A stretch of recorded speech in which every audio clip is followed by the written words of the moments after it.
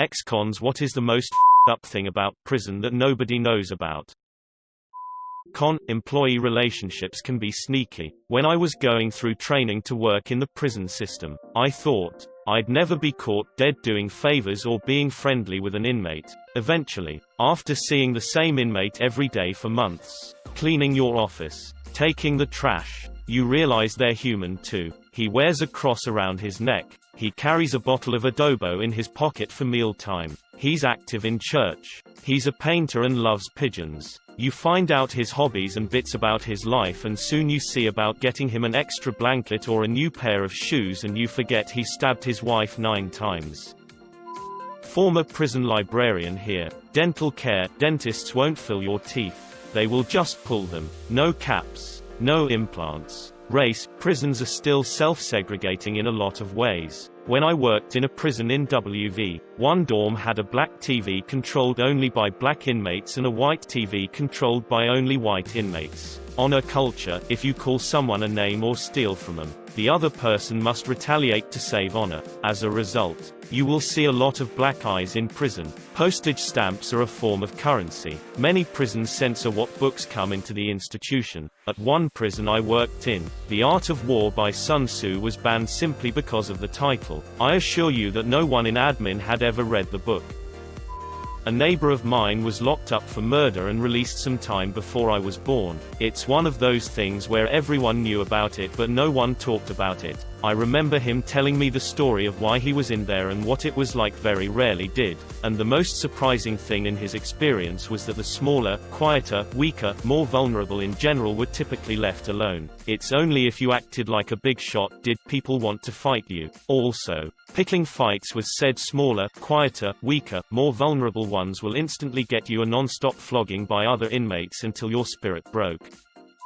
My dad was in prison. In his situation, and in many others, you feel immense guilt after getting to know your fellow inmates, because you're gonna get out, and they're not, ever. Shit bombing: I had a friend go to prison for a drug-related crime. He had his own cell and stuck to himself for the most part. Another inmate shit into a water bottle and filled it to the brim with water and mixed it up into a slush. Said inmate then took the water bottle to my friend's cell, placed at the slit at the bottom of his cell door, and stomped on it. Shit water sprayed absolutely everywhere, while my friend was in the cell too. A cigarette in prison consists of the following. Sell each clip for $2 to $4. A cigarette out of that pack can be sold whole for between $10 to $20 each. It was very common for someone to walk around the yard picking up fully smoked cigarettes to shake out the last few crumbs of tobacco for rolling into a clip. Most people were fine just buying a clip or two that would last them for the entire evening. If someone saw you smoking a Cadillac, you're either going to have to share that Cadillac or fight.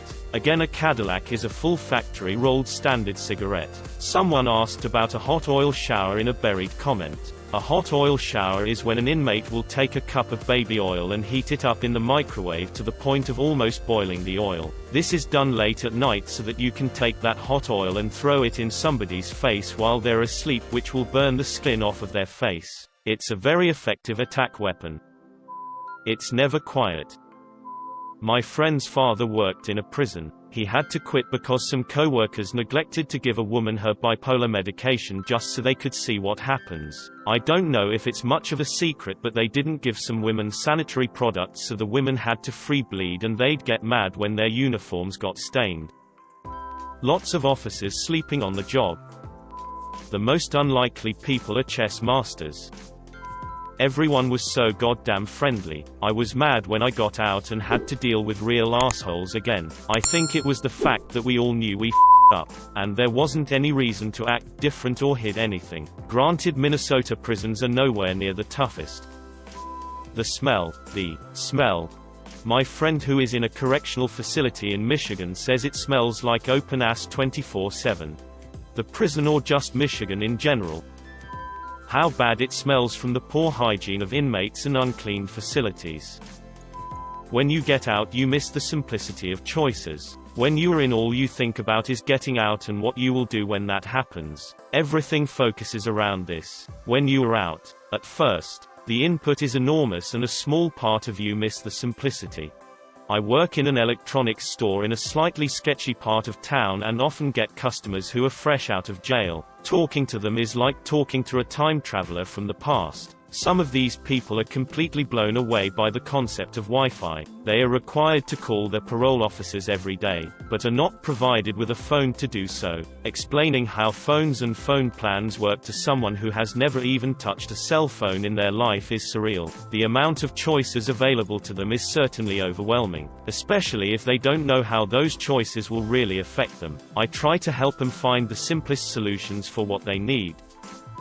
When you get out, the feeling of soft carpet on your bare feet is borderline orgasmic and you'll never take it for granted again. Not an ex-con, but former prison librarian, inmates are not allowed to have intimate relations, including with themselves. They can get infractions for being caught masturbating. How shitty the toilets can be, especially when you have to share a cell or pod, and they basically have to listen to you shit in the middle of the night. Don't get sick. You'll probably die a horrible death. My brother is a CO, and he told us why their inmates have shampoo and soap that comes in packets now. They used to have it in little bottles. Well, the guys would use up all their soap and instead of throwing the bottle away, they would keep it and fill it with a combination of whatever bodily fluids they felt was appropriate and use it to hold up other inmates for their commissary. Like, if you don't give me your commissary, I'm going to squirt this bottle in your face. And when they said no and got squirted in the face, they got pink eye. My brother said a lot of people had pink eye. Shit was always one of the ingredients in the bottle. They take your mugshot. Last. Suddenly Lindsay Lohan's mugshot progression makes so much more sense. Was listening to a podcast on the West Memphis 3. Three dudes got life in prison for murdering a bunch of kids, but they were actually all innocent. One of the guys said the worst thing about prison was that during the summer, there was 1 million mosquitoes in his cell. The entire wall of his cell was red from the blood of all the dead mosquitoes he would slap and punch every day. They would be in his cell 24/7 just stinging him non-stop. While he slept, while he was taking a dump, while he was jerking off. It never ended. Most summer days he would just lay on the floor crying, wishing for death. I guess it's not really up, but my dad said it drove him crazy when people wouldn't wear slippers in the showers, as without slippers it was one of the quickest ways to get nasty foot fungus. Guards can and will withhold medical treatment. When I was in county jail, there was an older woman, vomiting profusely. She couldn't keep water down, her skin was tenting and she was hallucinating. I explained all this to the guards and that she needed medical treatment immediately. For 2 days she was like that until I transferred out. I have no idea what happened to that woman and I still think about her. This was in Georgia, USA.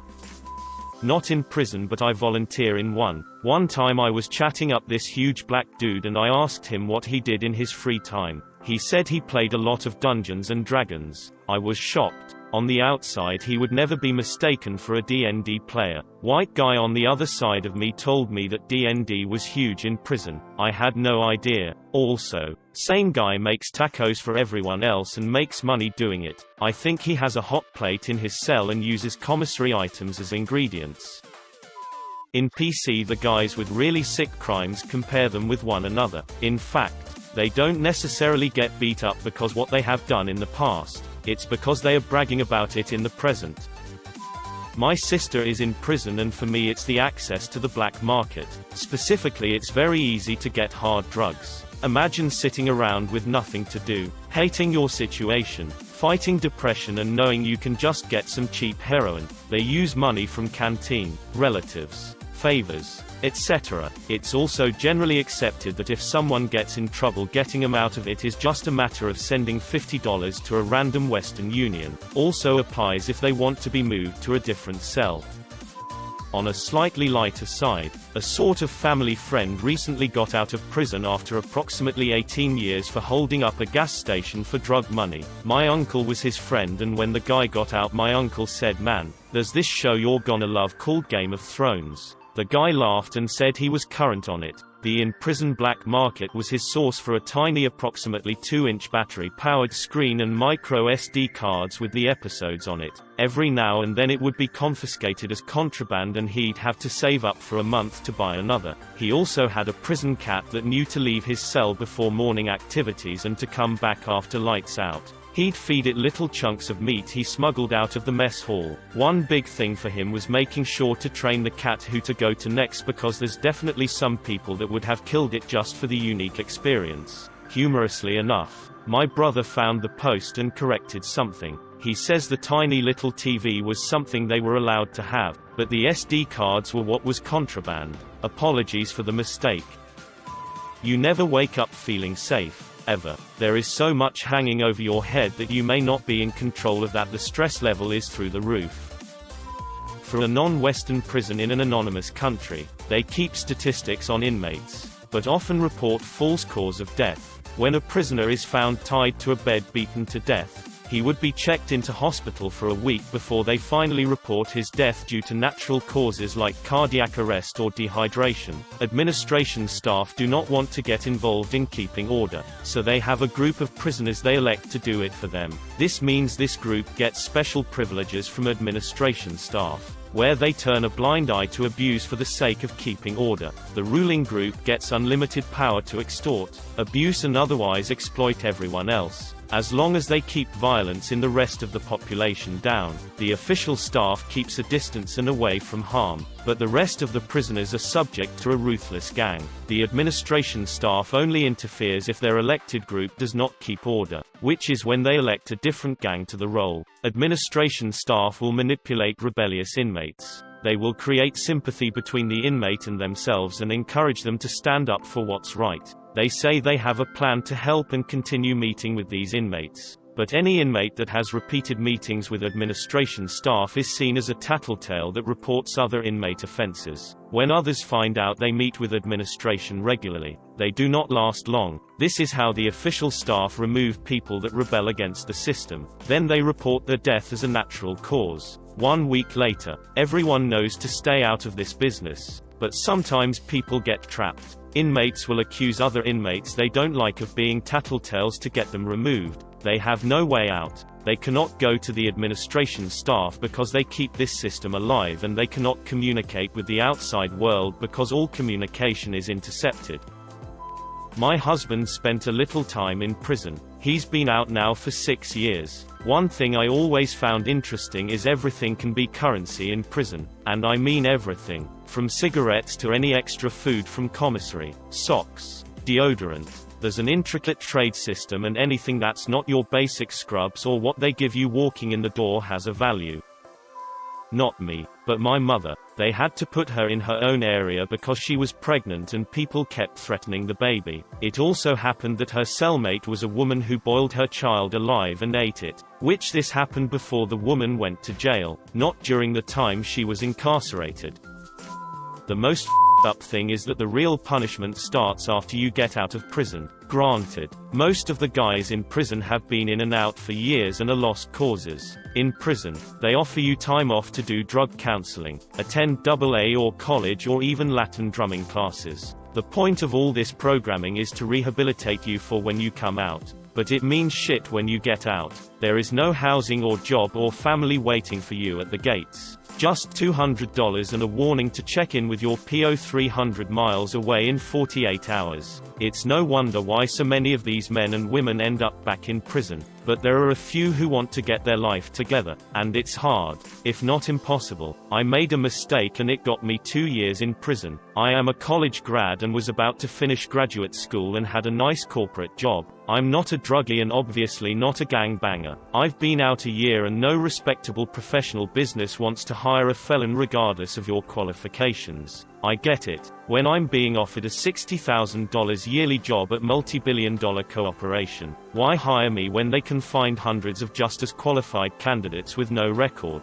And housing, they too do background checks. I'm in a bind because I'm in a halfway house that I have to leave in 90 days and not only have to deal with a housing crunch but also with finding a way to get around a background and credit check. My credit was ruined during the 2 years I was out.